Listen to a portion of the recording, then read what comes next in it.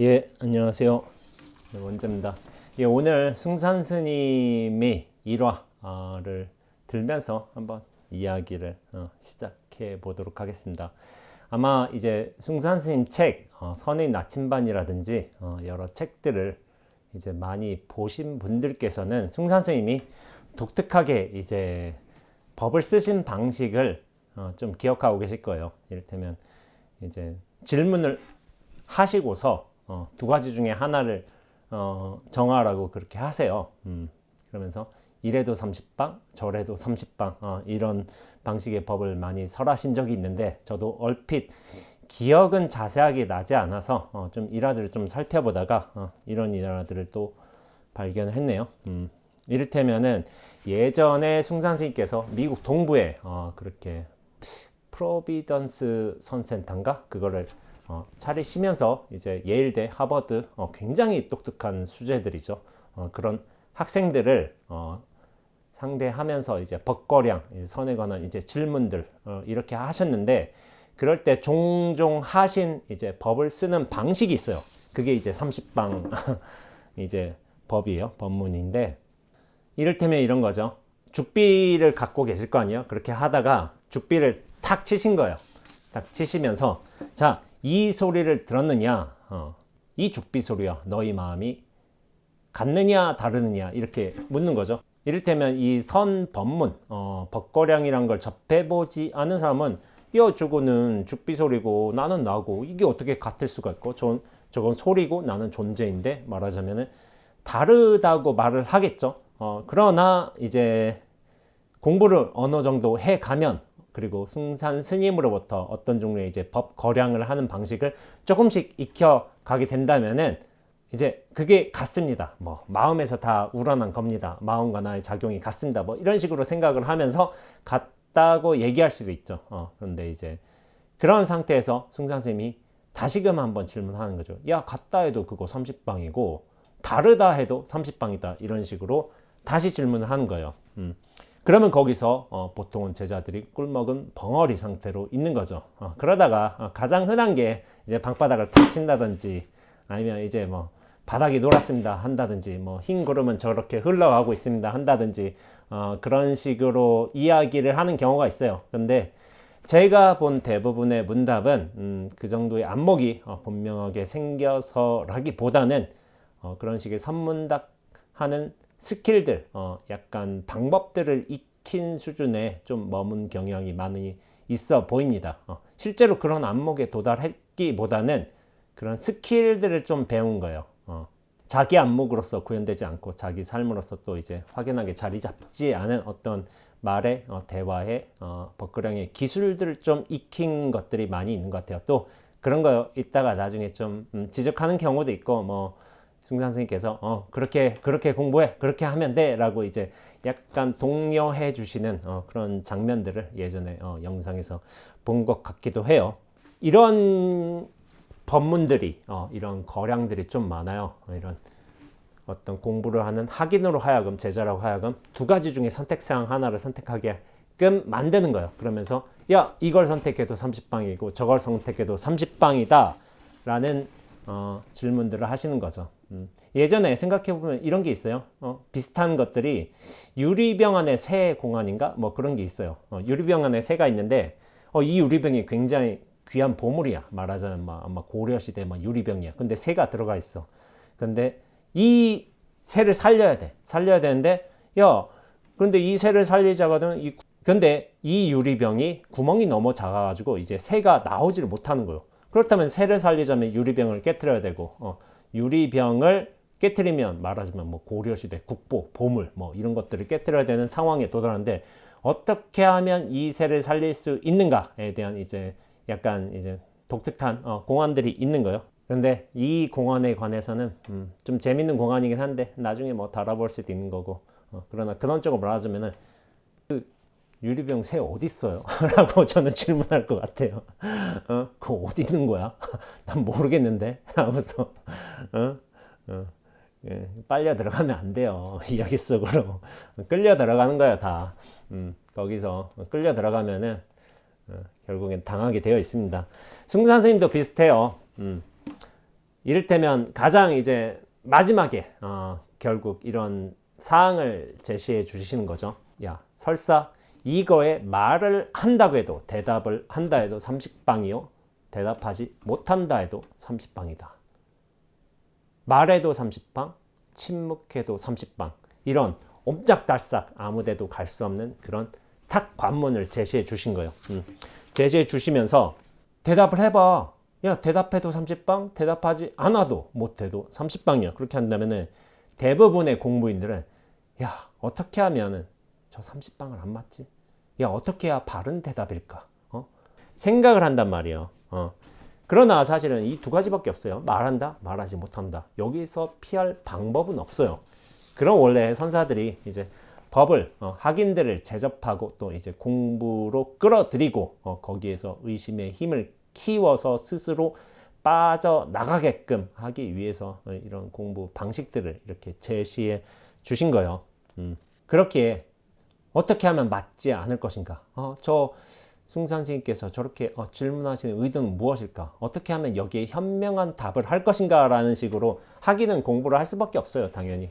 그렇게 하지만은 제가 이거를 얘기를 해야 되는지 안 해야 되는지 사실은 약간 좀 고민하기도 했는데 한번 풀어보는 것도 나을 것 같아서 이 자리를 빌어서 이야기를 해 보도록 하겠습니다.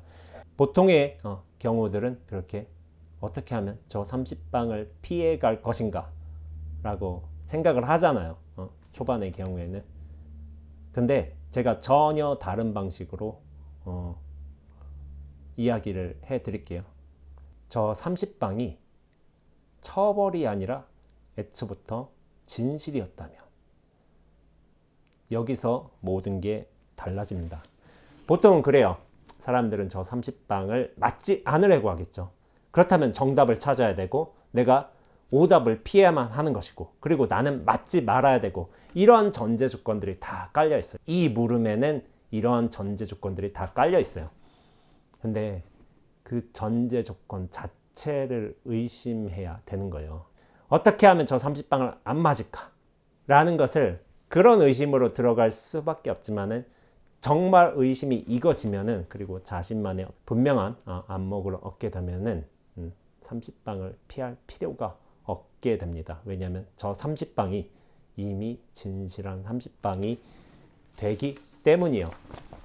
이 모든 생각과 분별과 관념 이런 것에 밑바닥에 뭐가 있냐면은 내가 있어요. 내가. 그 관념과 생각을 만들어내는 게 누구예요? 나잖아요. 나. 내가 있고 내가 맞고 내가 정답을 선택하고 혹은 오답으로 미끄러지고 그 모든 분별 사항들이 펼쳐져 있지만 그 근원에 뭐가 있냐면 바로 나가 그렇게 있다는 거예요. 그래서 금강경에서 아상, 인상, 중생상, 수자상을 얘기하지만 그 근원의 상이 뭐냐면 아상이라고 해요. 아상. 내가 있음으로써 그 모든 분별 의식들, 양상들이 어떤 무엇은 옳고 그르고 이것은 처벌이고 보상이고 이것은 있음과 없음이고 그렇게 분별이 되면서 무언가를 취하고 취하면 옳기도 하고 취하지 못하면 틀리기도 하고 이런 식의 모든 상황들이 벌어지고 있는 거죠. 이 모든 분별이 펼쳐지는 근원, 중심으로서의 나를 분명히 인식해야 됩니다. 그러나 사람은 그렇게 쉽게 가진 못해요. 내가 만든 생각들, 그것들이 진실한 것처럼 있다고 믿고 있고 무언가를 선택해야지만 그것이 옳다고 믿고 있는 거예요. 그렇게 모든 관념들이 실체적으로 분리되어 있다는 이러한 착각 때문에 이 질문에서 벗어나지 못하는 겁니다. 이 근원에서 벗어나지 못한 이상 이 두 가지 양자택일의 문제에서 벗어나지 못한 거죠. 제가 말씀드렸죠. 30방이 처벌의 30방이 아니라 애초부터 진실의 30방이었다. 말을 한다고 해서 틀린 것도 아니고 말을 하지 않는다고 해서 또한 옳은 것도 아니에요. 이 실체적으로 여기는 그런 착각에서 벗어나야 하는 것입니다. 그래서 행여나 누군가가 이제 제가 여기서 이야기하는 말을 듣고 그렇지.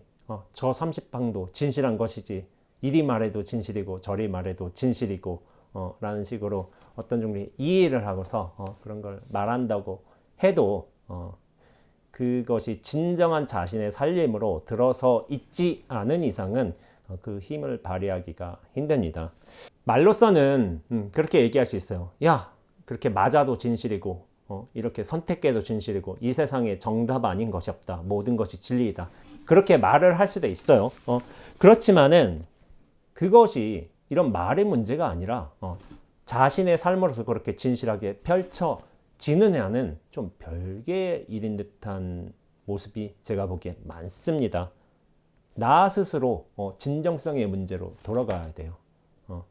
우리가 경전을 읽고 조사 어록을 읽고 하다 보면은 야 이게 이해가 돼. 이걸 어떻게 말해야 되는지 알게 돼. 스킬들을 익힐 수도 있어. 그리고 이걸 논리 정연하게 설명할 수 있어. 그런데 그렇게 할 수는 있지만은 속이지 못하는 게 있어요. 나 자신의 진정성은 이건 감출 수가 없어요. 내 자신의 삶이 그렇게 펼쳐지고 있는가?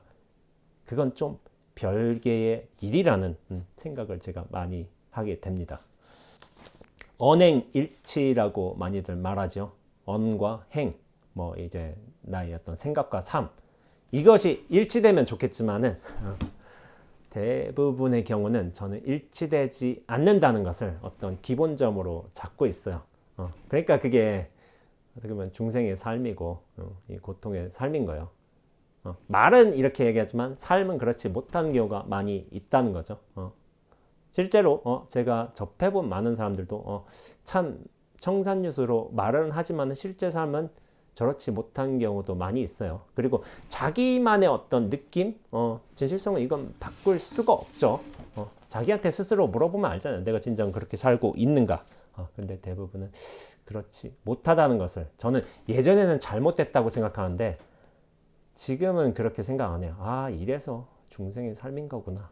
이렇게 분리될 수밖에 없구나. 그게 온전한 통합 아니면 원흉하게 녹아 들어갔다든지 하는 경우는 좀 적다고 보는 게 맞지 않을까 저는 생각을 하고 있습니다. 그래서 말이나 글을 제가 그렇게 신용하지는 않고 진정으로 그 사람의 살림살이를 알려거든 어떻게 되냐면은 직접 만나는 게 훨씬 좋고 직접 만나는 것보다 왕래를 오래 하는 게 더 좋은 것이고 왕래를 오래 하는 것보다 같이 살면은 그 사람의 살림살이가 분명하게 나오게 되어 있습니다. 그렇다고 해서 말과 글이라는 도구를 무시해서는 안 돼요. 그것이 어떤 진실을 드러내 주지는 않지만은 우리 삶의 진실과 깨달음을 전달하는데 말과 글만큼 좋은 도구가 없기 때문에 이것도 잘 활용하면 좋다는 생각을 하고 있습니다. 결국 자기 진정성의 문제로 돌아가게 돼 있어요. 예전에 제가 질문이 멈춰지면 스스로 답이 된다. 그 책에서 한번 하기도 했고 영상에서도 아마 한번 얘기했을 거예요. 저 어떤 선배 스님 이야기인데 부산의 해운정사 진재 스님 도량에 가가지고 이렇게 해가지고 출가하겠다고 하니까 야 한 소식 일러봐라 하니까 그 스님께서 한 소식 일러보라고 했으니까 뭐라도 해야 되겠는데 이거 뭘 해야 되지 하다가 저기에 마침 대종이 보여가지고 대종을 그냥 저벅저벅 걸어가가지고 이제 대종을 한번 댕 하고 멋지게 친 거죠. 근데 그 스님이 제가 영상에서도 얘기했지만은 글에서도 얘기했지만 그걸 아시고서 그 소식을 아시고서 치신 건 아니에요. 근데 제가 높게 산 거는 그런 순수하게 그냥 아무런 이제 망설임 없이 그냥 종을 한번 댕 치는 그 기계가 참 멋있다고 얘기를 한 거예요. 이 공부는 결국에 무엇을 잘 해야 되는 거냐면은 어떤 대답을 잘 알고 서너를 잘 꿰고 누가 정진을 졸지 않고 잘하고 안 것을 많이 하고 불교에 내가 20년 차야 30년 차야 이게 중요한 게 아니라 공부는 누가 잘하냐면은 자기 진정성을 갖춘 사람이 잘하게 되어 있습니다. 끊임없이 자기로 돌아와야 돼요. 그리고 자신에 대해서 솔직하게 물을 수 있어야 됩니다.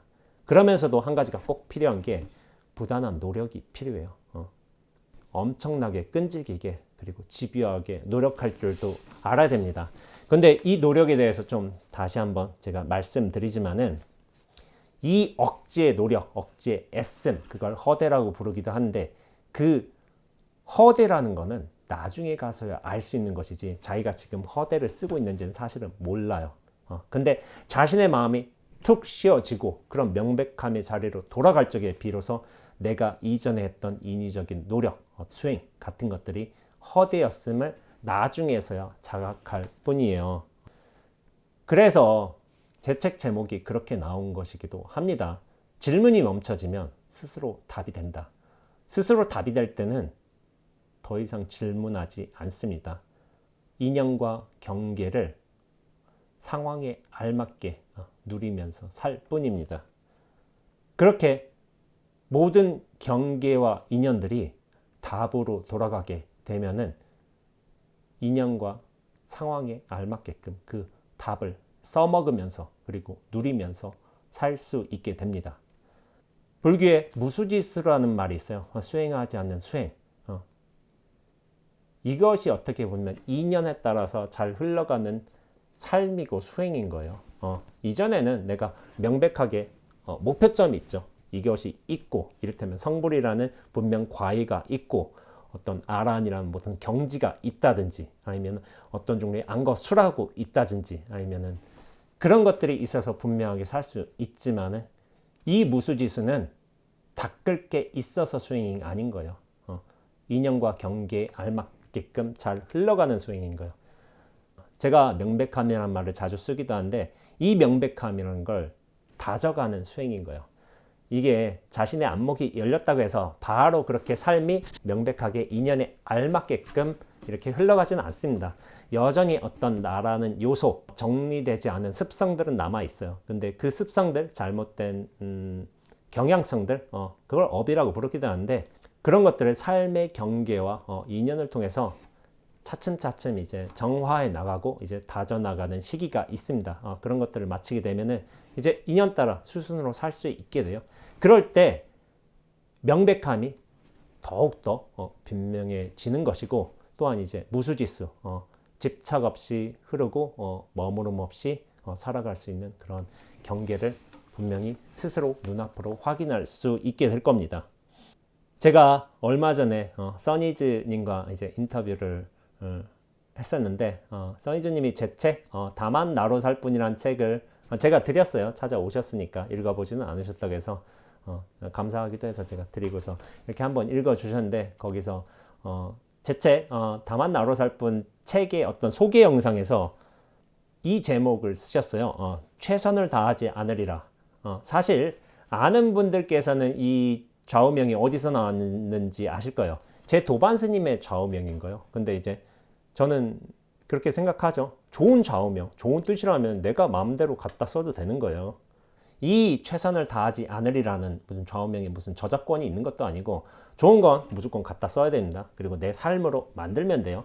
그래서 계속 반복하고 있는 말인 거예요. 근데 제가 여담으로 말씀드리지만은 제 도반 스님이 저를 비판할 적에 이 글을 인용을 해요.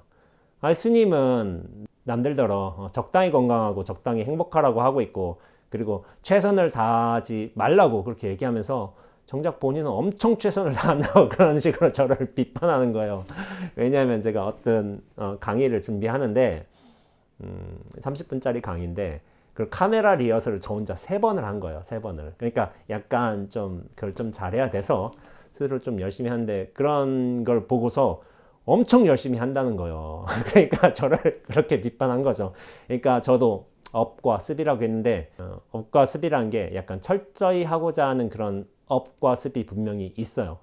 그런 자세가 삶의 방식으로 많이 구현이 돼 있는데 그래서 저는 좀 힘을 빼고자 하는 차원에서 이 정도만 해도 괜찮다라는 차원에서 저를 다독이고 좀 점검해 나가고 좀 중심을 잡자는 측면에서 최선을 다하지 않으리라. 그걸 어떤 조절할 수 있는 이제 좌우명으로 제가 활용하게 된 겁니다.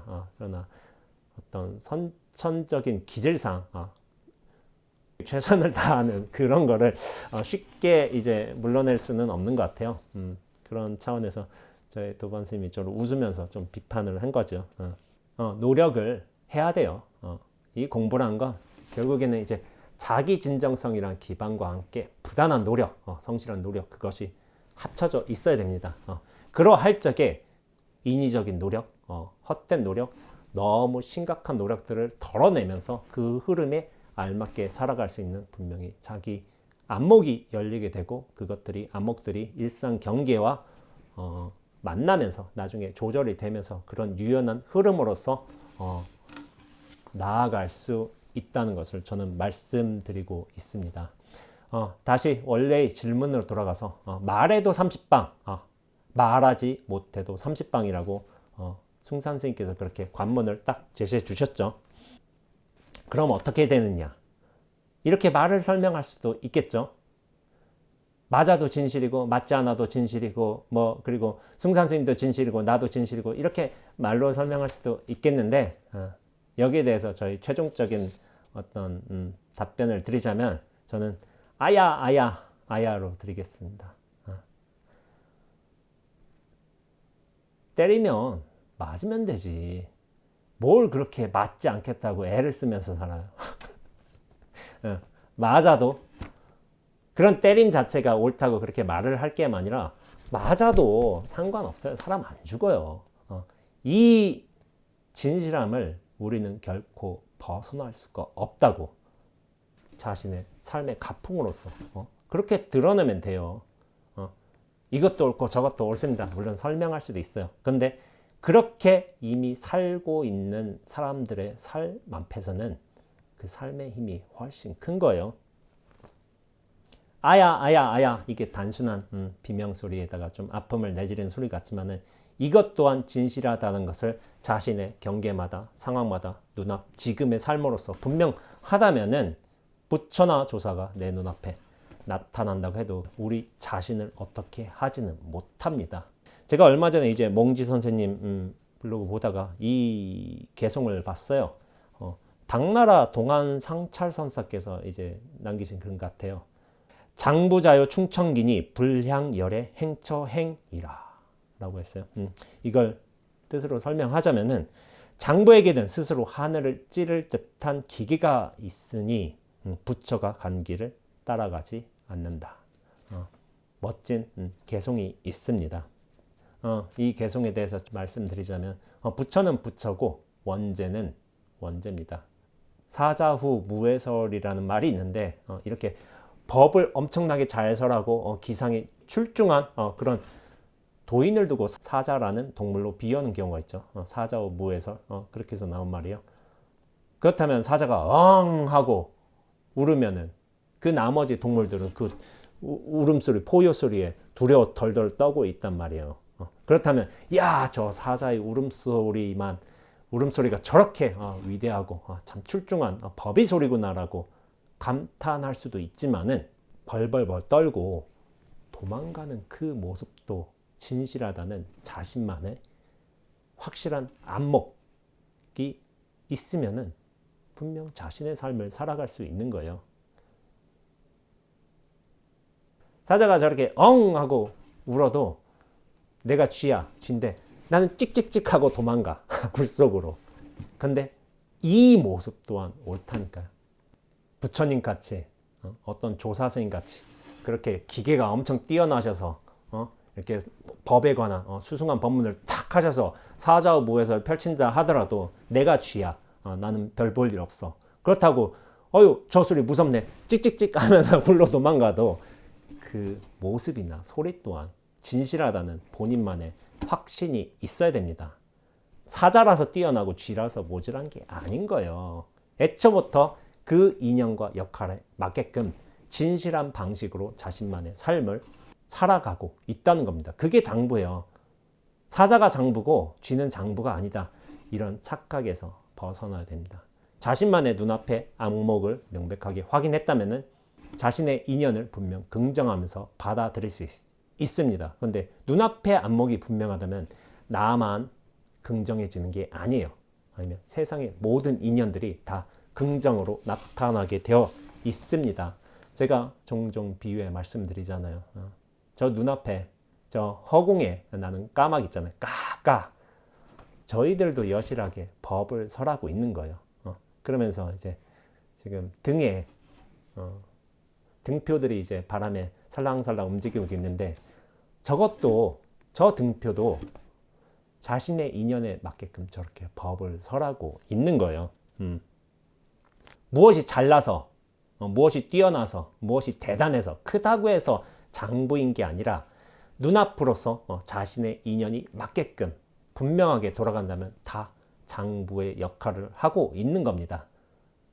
부처님만 조사스님들만 장부인 게 아니라 나라는 존재도 애초부터 그러했던 것이고 나만 그런 게 아니라 사자도 쥐도 하늘의 까마귀도 저 등표도 심지어는 저기에 가만히 있는 저 바위도 침묵으로서 저렇게 법을 설하고 있다는 사실을 자기 스스로 확인해야만 되는 것이죠.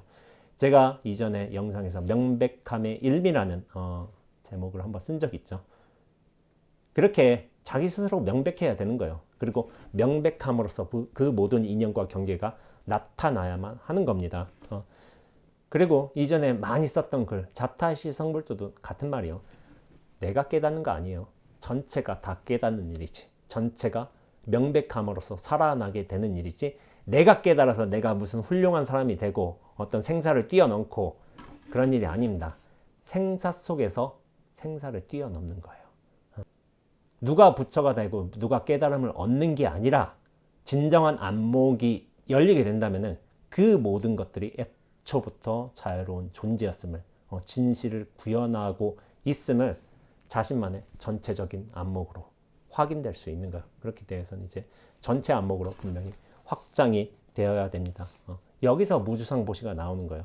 제가 무주상보시라는 영상을 만들었지만은 모든 존재와 인연들이 무엇을 한다 하지 않는다 어떤 보시가 크다 작다 이런 모든 분별상에 걸림이 없이 자신의 인연으로서 그렇게 보시를 드러내주고 있는 거죠. 그래서 커피도 향기로서 맛으로서 이렇게 보시를 해주고 있고 곧 있어서 이제 찾아올 겨울의 맹렬한 바람도 이렇게 피부 감각으로서 자신의 존재를 무주상 보시로 분명하게 확인해 줄 겁니다. 그렇게 공부를 철저히 해서 눈앞으로 돌아가서 눈앞으로 존재하고 눈앞으로 살아감으로써 나라는 인연을 잘 활용해 가면서 자신만의 분명한 살림을 살아가는 불제자 공부인이 되셨으면 하는 생각으로 이 영상을 마치도록 하겠습니다. 예, 감사합니다.